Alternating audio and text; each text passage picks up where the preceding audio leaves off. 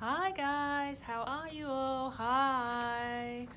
Welcome to this week's Facebook Live. So today I'm talking about the gallbladder, but particularly a request that's been coming up and been talking a lot recently about cleansing the liver to support your hormones and also supporting your gallbladder. But I've been getting the question an awful lot about what do you do if you've had gallbladder surgery, gallbladder removal, how do you support your hormones, and how do you support your liver? And for those of you that don't know me, my name is Naomi Judge. I'm a naturopath and clinical nutritionist, and I help women connect the dots between their health, their happiness and hormones, and the gallbladder is huge when it comes to your hormones. The gallbladder plays a vital role in detoxification and works very closely with the liver. So the liver makes the bile. The liver makes the bile, and then what the liver does is it sends the bile to the gallbladder, and the gallbladder then stores this bile. And then what the gallbladder does through various hormones like gastrin, it then releases the bile into the duodenum, the small intestine, to either emulsify fats, to kill off bacteria, to detoxify heavy metals, to detoxify hormones. So it's really vitally important. The gallbladder plays a very vital role in detoxification, and that's the connection. So the liver will make the bile, send it to the gallbladder, and the gallbladder will then store it. And the bile is stored in the gallbladder, and actually gets stronger and it gets more alkali. It's very alkalizing. Hi Nikki, how are you? So it's very alkaline. It gets stored in the gallbladder and it becomes even stronger and quite condensed kind of liquid, and it's like dishwashing liquid. That's the whole thing. So it emulsifies fats, it helps you break down fats, it helps you absorb fatty acids, your fat soluble vitamins, among various other roles. But detoxification is key. And without the gallbladder, what do you do? Well, you've got your liver still producing bile, so the idea is to support your liver and then also give your body the raw ingredients it needs to make the bile, and then also make sure you're not overloading your body with different types of foods which can actually inhibit liver function and cause a problem with the small intestine. So without the gallbladder, your small intestine is prone then to get bacterial infection like SIBO. It's actually very common, and it's a very common run of events that I see in people that might have MTHFR, in people with endometriosis, have fibroids, heavy painful periods, issues with the thyroid, and then that you kind of have the gallbladder issues, and then you kind of see you've got the menstrual issues, you might have gallbladder issues, and you might have hormonal issues in the future, like I see a lot of women having to have hysterectomies after gallbladder removal. And that's because the root cause is not the gallbladder itself. The root cause is something else causing issues with the bile in the gallbladder going sticky or getting stones. And so it's an issue with detoxification. And so what you really need to get at is kind of the root cause to figure out what's going on. But I definitely see if you've got MTHFR, or if you have got issues with detoxification, or if you know you're exposed to lots of heavy metals, or you've got endometriosis or fibroids, you need to be working to support your gallbladder. And if you don't have your gallbladder, you need to be kind of up-regulating your liver function, definitely supporting it there. I've also seen that women who've had a history of low-fat diet, so cutting diet completely out, have gallbladder issues. And this is because we actually need fat, we need certain phospholipids to actually support the bile, to make the bile so it doesn't get sticky. So ultimately the bile should be like dishwashing liquid, nice and runny. It gets excreted from the liver, and then it normally gets sent to the gallbladder. I'm losing my words. It normally gets sent to the gallbladder, but if you don't have a gallbladder, then it will go straight to the duodenum, straight into the small intestine, and it should be nice and liquid. But what happens as we get more toxification, our higher hormones get higher, heavy metals get higher, it gets thicker and thicker and thicker, then you get blocked bile ducts, and you even get pregnant women actually get problems with blocked bile ducts where they get cholestasis, and that is where you get that itching on the skin, so really itchy skin, and that's where the bile has got very thick and got very stuck, and it's kind of like a very itchy all over the skin. There's never a rash, but the skin, there's kind of like that crawling sensation, and that's common with liver and gallbladder issues, and the bile getting too sticky that it can't actually do what it needs to do. So the functions of the bile, many different functions, but it helps to actually process and send vitamin D where it needs to go. So if you've got problems with your bile, you might have low vitamin D. It helps to excrete mercury, lead, arsenic from your body. So if you've got any issues with the gallbladder and bile, you might have high heavy metals. It actually helps to remove cholesterol. So if you've got any issues with high cholesterol, that could be a gallbladder or liver issue. So it helps to break it down, it helps to remove it from the body. It helps to kill off bacteria. Like I said, the bile, very, very alkaline, goes into the duodenum and the small intestine and supports the duodenum down there and supports and kills off bacteria. So if you haven't got a gallbladder or you've got issues with your bile, you're more likely to have SIBO, which means you're more likely to have fructose malabsorption, which then you're more likely to have high homocysteine, and then you've got like this vicious cycle of bacteria issues in the stomach. Also, the bile is alkaline. So what it does is when it goes into the small intestine, it helps to buffer your stomach acid. So your stomach acid is very low pH at like 2, and the bile is around 8, which is very alkaline. The bile goes in, it buffers the stomach acid, so you're less likely to get duodenal ulcers. So if you haven't got a gallbladder or you haven't got very efficient bile, you just need to be careful there in terms of, making sure that you're supporting that alkalization in the duodenum, in the small intestine. So that's definitely a huge function of it. Another is the detoxification of hormones. So if your bile's not working properly, or if your gallbladder's not working properly, or if you don't have a gallbladder, you're more likely to have elevated hormones, elevated estrogen. And that's the main. There is one more, bilirubin. So bilirubin is like this brown component that is high in jaundice, and you can see it. You go yellow in the whites of your eyes. Now, high bilirubin can indicate liver disease, can indicate gallbladder disease. So if you notice that you start to get sort of yellowy on the palms of the hands or yellowy sclera, then you want to look at helping your liver support the bile production. But that's one of the signs as well. My cat actually. I just realised something. So my cat, she was very sick a long time ago, and I've just realised I just answered my own question there. She jumped up on the kitchen shelf and she ate a whole tin of coconut cream. She ate the whole tin of coconut cream. She was violently ill that night, so ill. Projectile vomiting everywhere, and I took her to the vet. We had to take her to emergency because she couldn't drink. I took her to emergency a day later. She was severely dehydrated, very, very sick. But what's interesting is her bilirubin was through the roof.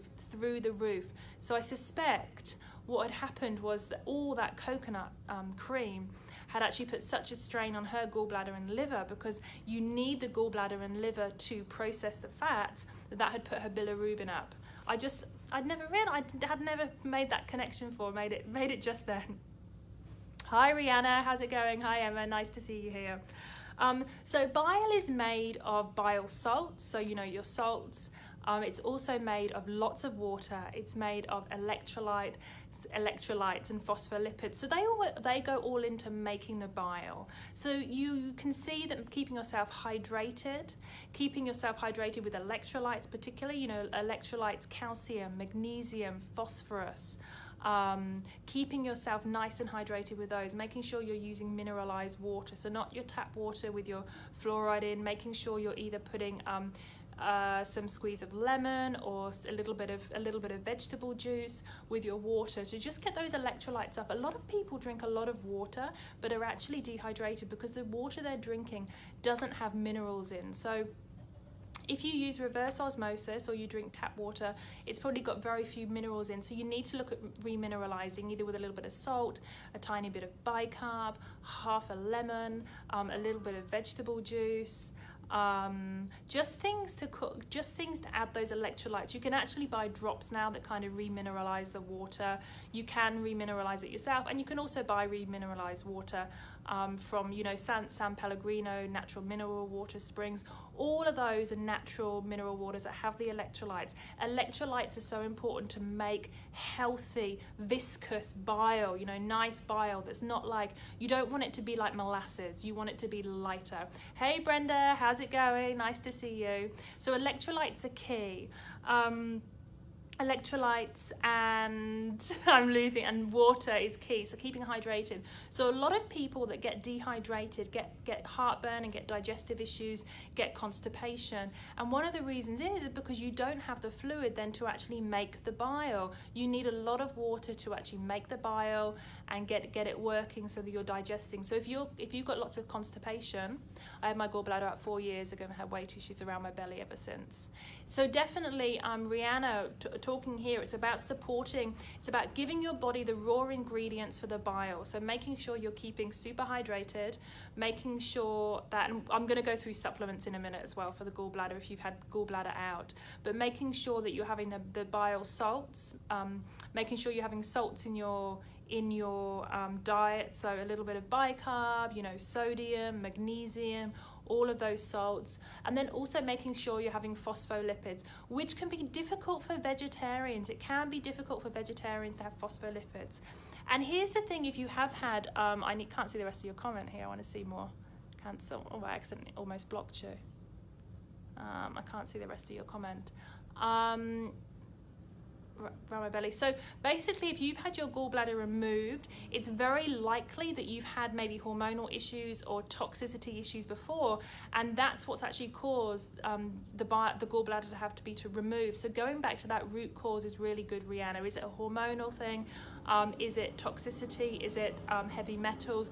What's causing that? But looking after your bile and supporting your bile so it can detoxify your body is super important. I've just written down a few things just so I don't forget what I wanted to talk about.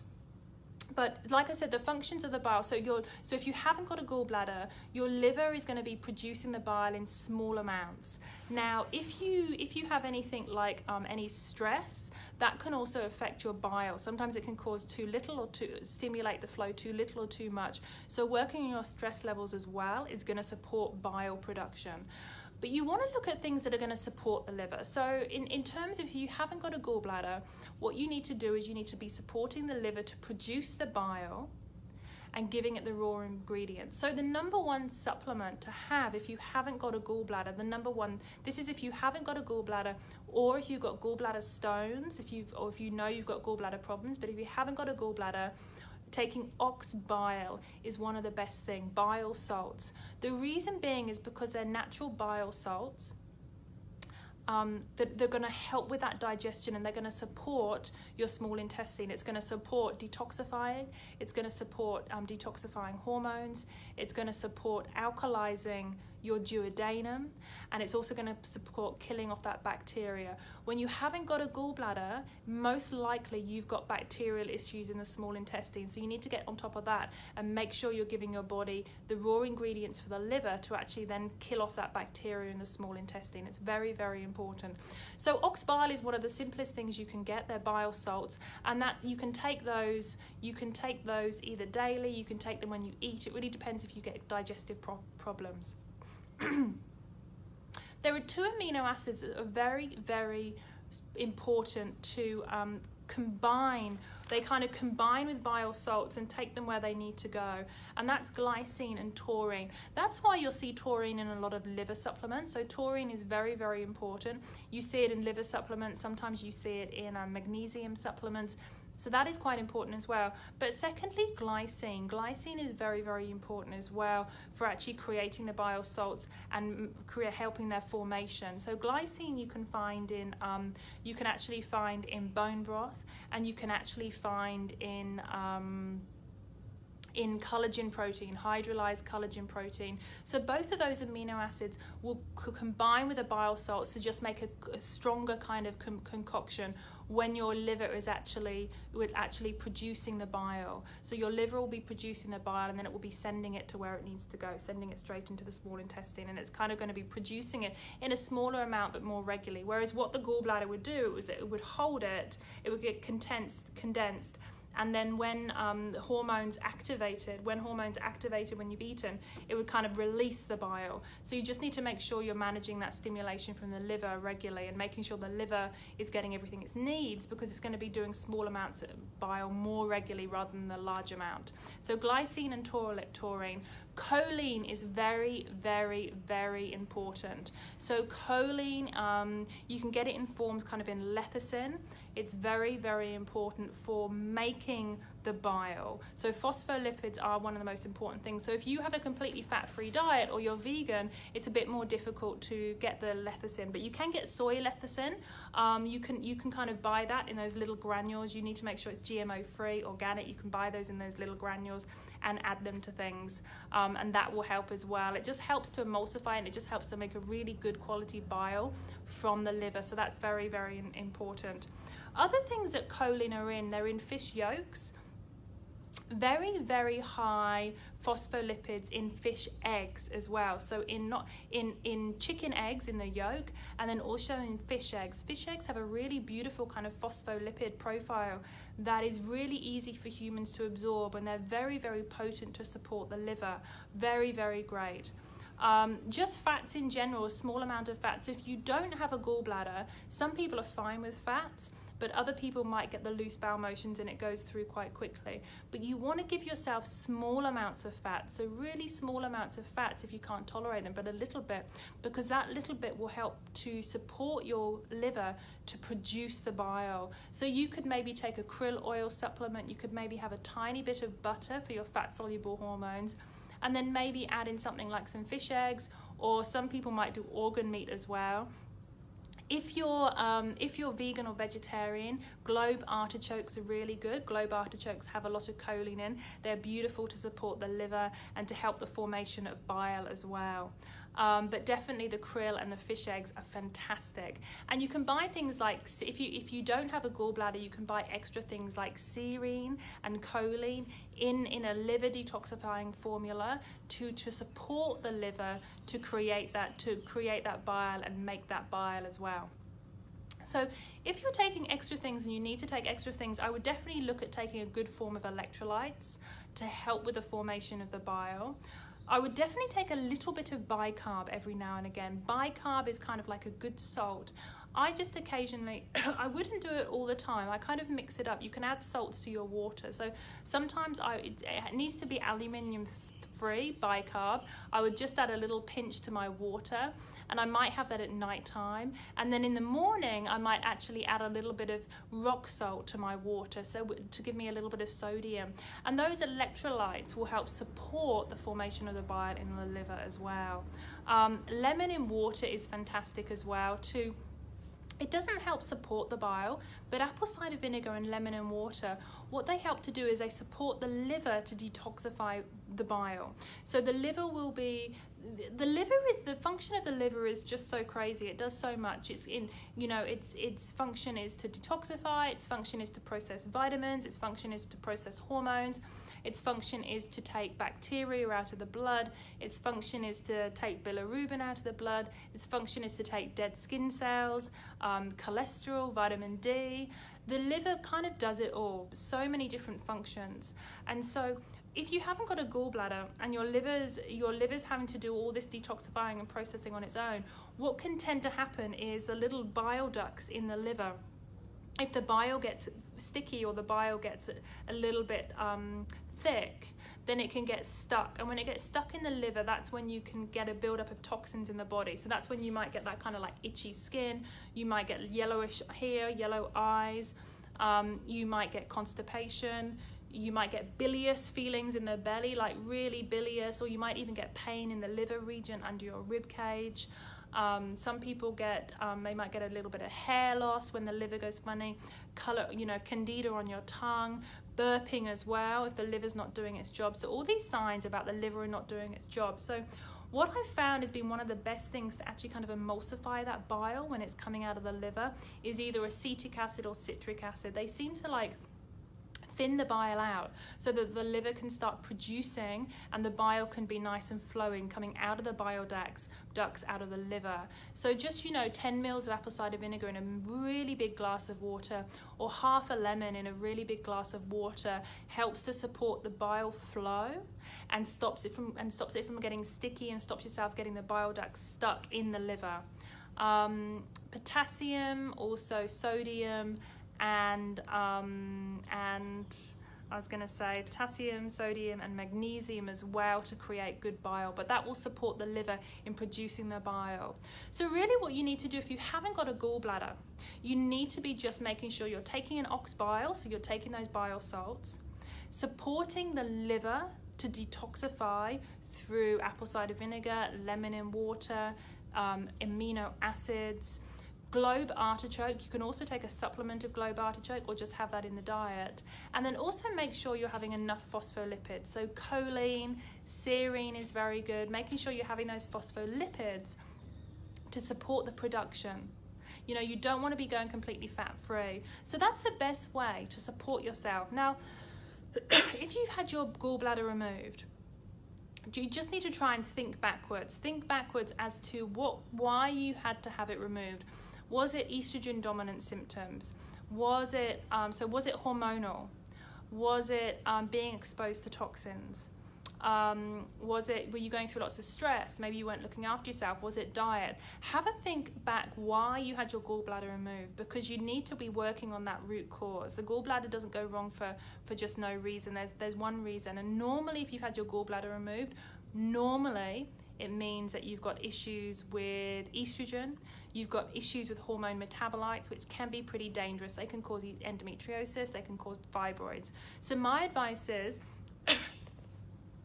take your supplements for the liver. Always, always, always make sure you're taking your methylating supplements to support the liver. So you're taking your supplements to support the bile. You're taking your citric acid, you're taking your ox bile. Always, always take a broad spectrum low dose activated B to support the methylation. Normally, if you haven't got a gallbladder, you will have high homocysteine, like I said, because you might have some small intestinal stuff going on. So a little bit of NAC or glutathione will help. And those are your baseline. Then explore what's going on in your body. Do something like a Dutch test to make sure that you haven't got high metabolites. You really don't want to have high hormonal metabolites. Or do something like a heavy metal test to see if you do have high lead or high mercury, depending on what you think is the root cause of why you needed to have your gallbladder removed. If you needed to have it removed, there is an issue, and you need to figure out that issue so you don't have problems in the future. Once you figure out the problem, you'll be fine. You can live without a gallbladder. You can live really, really healthily. The only issue being is if you don't figure out the root cause and you don't investigate the root cause, then it's really difficult to have, a symptom-free life, because the issue is still occurring. The reason you had your gallbladder removed is still occurring. So figure out the root cause, and that's the best way to move forward after you've had your gallbladder removed. And once you've found out that root cause and you're treating your liver, and you're treating the methylation, and you're keeping out the foods that aren't so good for you, you really have a healthy, optimal life. So I hope that helps some of you who have had gallbladder removal. I know it can be difficult to manage, but please, you just add those supplements in, look after yourself, and look for the root cause as to why you needed to have your gallbladder removed. So I really hope you found that helpful. That was great, that was interesting. We'll do some more stuff on liver as well, because the liver is fascinating and there's so many areas we can chat about. But I hope that helped. And really the biggest takeaway is, if you have had your gallbladder removed, find out why. Gallstones isn't the root cause. Something caused the gallstones. But gallbladder bile ducts being blocked isn't the reason. Something caused that. So something caused it. So figure that out, and honestly, you'll have a really vibrant, healthy life. So I hope if there's anything you take away from it, it's that. So have a great day, guys. Thanks so much for being here, and I will see you next week. Bye.